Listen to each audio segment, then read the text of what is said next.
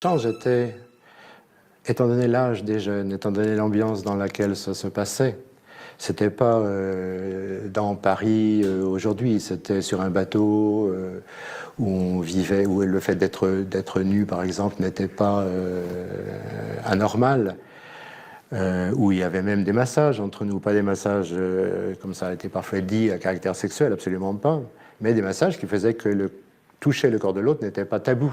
Leonid Kamenev, il s'en défend, lui dit je ne suis pas un pédophile, il refuse ce qualificatif, il est encore dans son raisonnement à lui, qui est vraiment propre à cette époque, en effet, de penser que les enfants sont capables d'une sexualité à l'égal des adultes, c'est tout un courant porté par certains intellectuels dans ces années-là, hein, dans les années 60, 70, 80.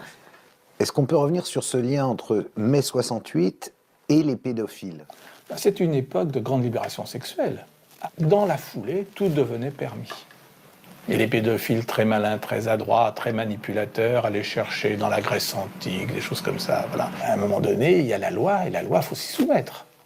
La loi, c'est on n'a pas le droit d'avoir de rapport sexuel avec un enfant avant 15 ans. Le pervers va toujours jouer sur les limites. Ouais, 14 ans et demi, 14, chez les Barouillas, chez les Grecs. Ben oui, mais c'est d'autres cultures, c'est d'autres civilisations. Chez nous, c'est comme ça.